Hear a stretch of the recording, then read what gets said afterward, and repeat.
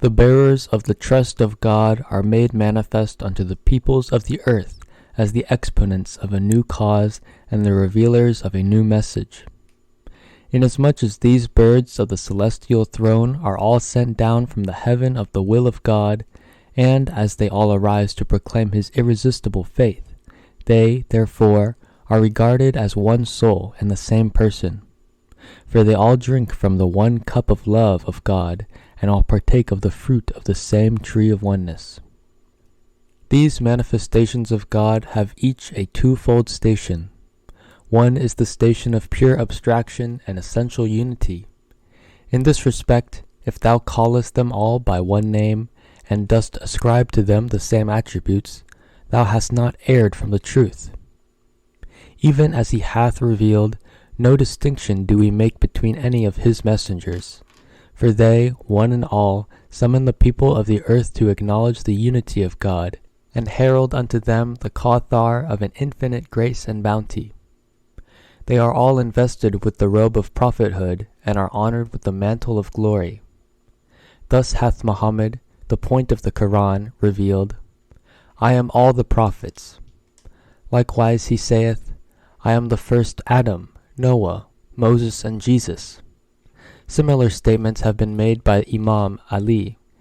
Sayings such as these, which indicate the essential unity of those exponents of oneness, have also emanated from the channels of God's immortal utterance, and the treasuries of the gems of divine knowledge, and have been recorded in the scriptures. These countenances are the recipients of the divine command, and the daysprings of his revelation. This revelation is exalted above the veils of plurality and the exigencies of number. Thus he saith, Our cause is but one. Inasmuch as the cause is one and the same, the exponents thereof must needs be one and the same. Likewise, the Imams of the Mohammedan faith, those lamps of certitude, have said, Muhammad is our first, Muhammad is our last, Muhammad our all. It is clear and evident to thee that all the prophets are the temples of the cause of God, who have appeared clothed in diverse attire. If thou wilt observe with discriminating eyes, thou wilt behold them all abiding in the same tabernacle, soaring in the same heaven, seated upon the same throne, uttering the same speech, and proclaiming the same faith. Such is the unity of those essences of being, those luminaries of infinite and immeasurable splendor. Wherefore should one of these manifestations of holiness proclaim, saying, I am the return of all the prophets. He, verily, speaketh the truth. In like manner, in every subsequent revelation, the return of the former revelation is a fact, the truth of which is firmly established. The other station is the station of distinction, and pertaineth to the world of creation, and to the limitations thereof. In this respect, each manifestation of God hath a distinct individuality, a definitely prescribed mission, a predestined revelation, and specially designed limitations. Each one of them is known by a different name, is characterized by a special attribute, fulfills a definite mission, and is entrusted with a particular revelation. Even as he saith, Some of the apostles we have caused to excel the others. To some God hath spoken, some he hath raised and exalted. And to Jesus, Son of Mary, we gave manifest signs, and we strengthened him with the Holy Spirit.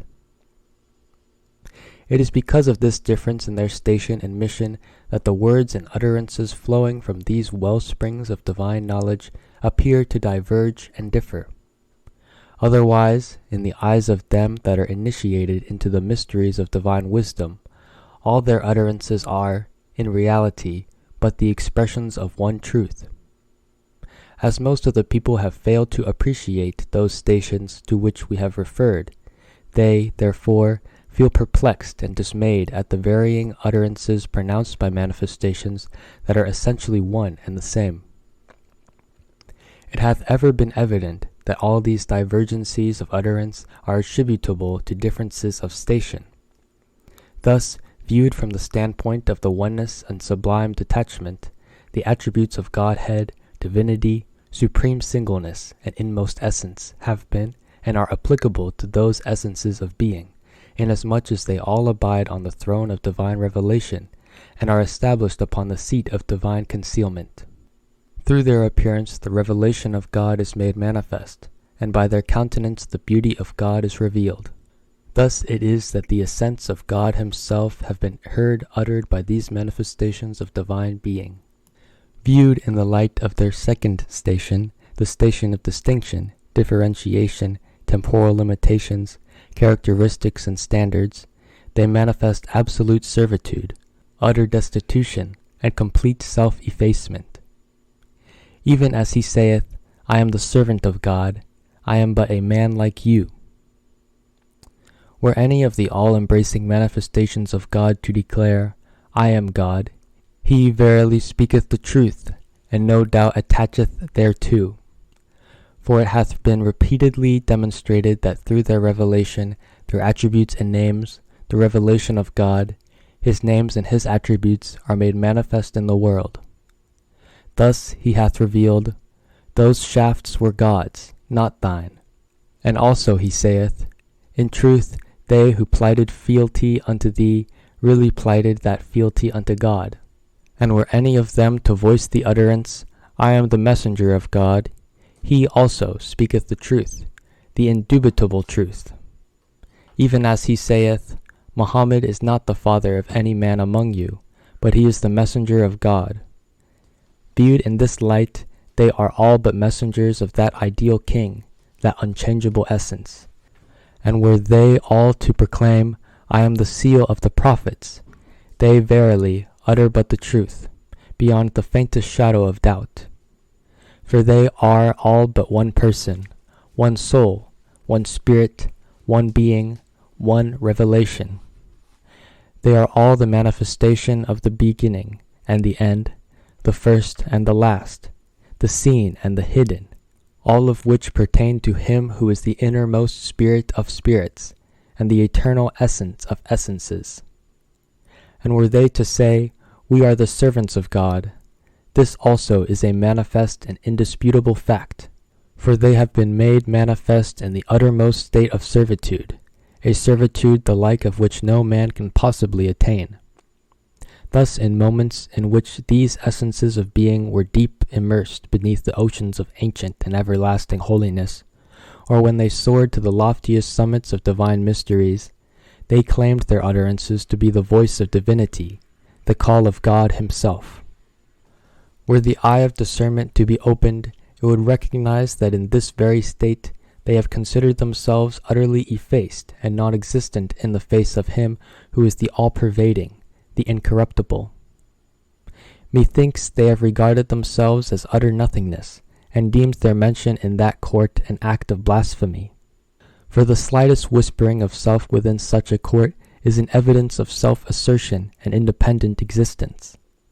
In the eyes of them that have attained unto that court, such a suggestion is itself a grievous transgression. How much more grievous would it be were aught else to be mentioned in that presence, were man's heart, his tongue, his mind, or his soul to be busied with any one but the well-beloved, were his eyes to behold any countenance other than his beauty, were his ear to be inclined to any melody but his voice, and were his feet to tread any way but his way. By virtue of this station, they have claimed for themselves the voice of divinity and the like, whilst by virtue of their station of messengership, they have declared themselves the messengers of God. In every instance they have voiced an utterance that would conform to the requirements of the occasion, and have ascribed all these declarations to themselves, declarations ranging from the realm of divine revelation to the realm of creation, and from the domain of divinity even unto the domain of earthly existence. Thus it is that whatsoever be their utterance, whether it pertain to the realm of divinity, lordship, prophethood, messengership, guardianship, apostleship, or servitude, all is true, beyond the shadow of a doubt. Therefore, these sayings which we have quoted in support of our argument must be attentively considered, that the divergent utterances of the manifestations of the unseen and daysprings of holiness may cease to agitate the soul and perplex the mind.